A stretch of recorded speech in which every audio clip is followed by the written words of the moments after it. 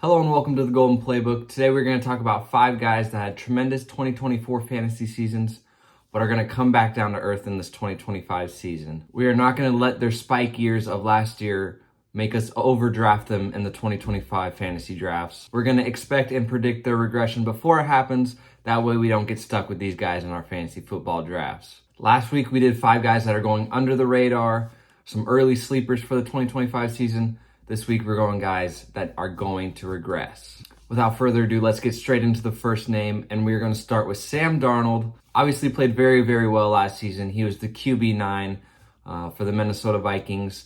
Played well enough to earn himself a nice big contract with my Seattle Seahawks. But with that said, my main concern for Sam Darnold is going to be his new offensive line, and they are much, much worse than Minnesota's was last year, especially considering Sam Darnold is a guy that likes to hold on to the football. Last year, he was third in time to throw, only behind Jalen Hurts and Lamar Jackson, who we know are scramblers, can buy time for themselves. That's not the guy Sam Darnold is. He's strictly staying in the pocket too long, well over 3 seconds, which we know is a death sentence behind the Seattle Seahawks O-line. Just ask Geno Smith. Sam Darnold was very clearly in the perfect situation last season with Kevin O'Connell dialing up the plays, a fantastic O-line protecting him up front, and of course, Justin Jefferson to throw the football too. Now, Seattle has added some weapons. They've got JSN, Cooper Kupp, but the O-line, I know they spent a first-round pick on a guard. I don't expect it to be that much better. And if Sam Darnold remains to be third in average time to throw, we're going to see a drastic dip in his stats this season. Sack rates are going to go up. Interception rates are going to go up from the pressure. He's a guy who does not anticipate throws well. He needs to see it before he throws. And that's just not what you have time for in Seattle. Trust me, I watched a lot of Seahawks games. There is no time. That's what made Geno so good. He was able to anticipate, kind of hide some of the flaws of the O-line. I think it's going to be a bit of a rude awakening for Sam Darnold. And if you draft him in this 2025 season, do not expect the top 10 finish that he had a season ago. Next up on our list is James Cook. Yes, running back for the Buffalo Bills. He was the RB8 in 2024. And that was while scoring 18 total touchdowns. Obviously, had a huge touchdown spike season. But my main concerns is that Buffalo really, really likes to split up that backfield. They brought back Ty Johnson. They still have Ray Davis. They like to get snaps for all 3 guys, no matter the game script. It seems Ty Johnson has the third down role where there's often valuable touches. James Cook's a guy who only had 207 carries last season, which is simply not enough volume to be elite in fantasy football. You're going to have to rely on those 18 touchdowns, and I am just not banking on that again for James Cook. We can easily see a touchdown regression season, whether that more touchdowns go to Josh Allen rushing or more passing touchdowns, or just the other running backs are getting them. I'm expecting quite the touchdown regression. I could see him still getting 10 to 12, but that would drop him down quite a bit. And like I said, the main concern is snap counts, right? After their bye in week 12, James Cook did not see more than 46% of the snaps for the remaining fantasy football season. And that's just an uncomfortable feeling. I know you could try to make that argument for a guy like Jahmyr Gibbs, but we know exactly when Jahmyr Gibbs is going in. Gibbs and Montgomery switch every series. You know exactly when Gibbs will be playing, and often he gets in on third down rolls when it's not his series. But you can't predict in Buffalo. They switch it up a lot. You are never guaranteed when James Cook will be on the field. And like I said, they absolutely love Ty Johnson. And it works for them from a football standpoint. You just hate it as fantasy football players. We want James Cook to get all the work, all of the volume. And that's just simply not how Buffalo runs things. Expect a big touchdown regression. And result, he will drop down the rankings quite a bit in the 2025 season. Next, we're going to go from one James to another. I've got James Conner on this list. He was the RB11 last season. And to be honest, he has had 3 straight top 20 RB finishes, which is very good. But we all know he is getting older. He is creeping up on 30. And with that said, he had a career high 236 carries last season. So this man is taking a workload, taking a toll. And I know they want to lighten his load, get Trey Benson involved, get some of those other guys involved, put the ball more in the hands of Kyler Murray this season. Last season, it felt like they were relying on James Conner quite a lot. I think they're going to try to take the training wheels off and let Kyler Murray cook to his receiving weapons. And another concerning reason for Conner, he has missed games to knee injuries in multiple seasons, and it happens to be the same right knee.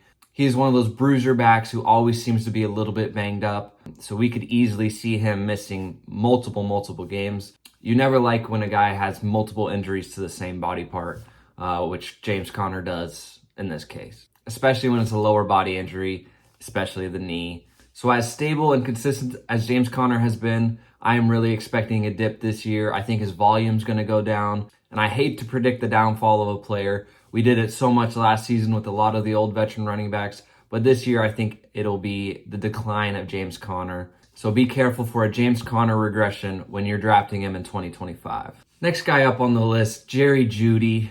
Yes, he had a good wide receiver finish as the wide receiver 13. And you may be surprised to see that he had 145 targets, which was 7th in the NFL for wide receivers last season. He is sandwiched in between all of the elite names. He's clearly the sore thumb in this grouping, and I do not expect the same type of volume in 2025. He has Jameis Winston to thank for all of that volume and a lack of run game, right? Cleveland could not get anything going on the ground, resulting in Jameis chucking the ball 45 times, lots of it going to Jeudy. I just don't expect that same type of philosophy this season.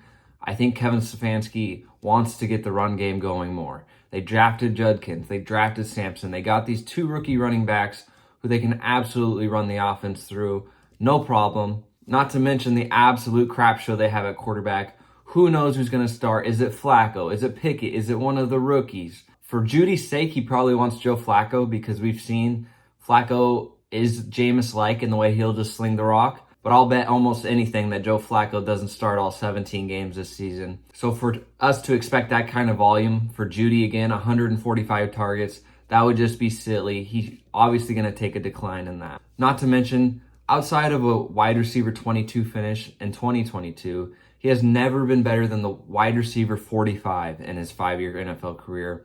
I'm just not banking on this kind of guy with this profile to repeat history as a top 13 wide receiver finish, especially when we're predicting the volume to go down.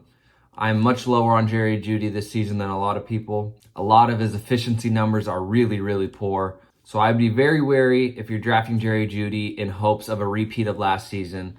I just do not predict that in 2025. And our last guy on the list might be a little bit surprising. When I was doing research for this, it surprised me as well. But I'm going to put Baker Mayfield on this list. He was the QB4 last season. He had an unbelievable season.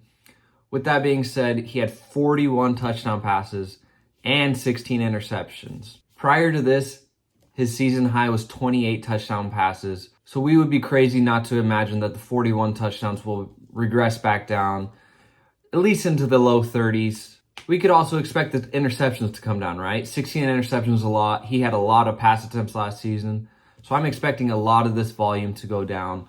I think they want to get Bucky Irving really involved in the ground game. Not to mention the obvious, Liam Cohen, their offensive coordinator, left for Jacksonville, bringing in a new offensive coordinator, which is always a little bit different. We know how efficient and effective Liam Cohen had this offense going, especially the passing attack. So when a guy like that leaves the building, it's obviously going to change some things, change who's calling the plays, and I think it'll bring down the efficiency of this Tampa Bay offense a little bit.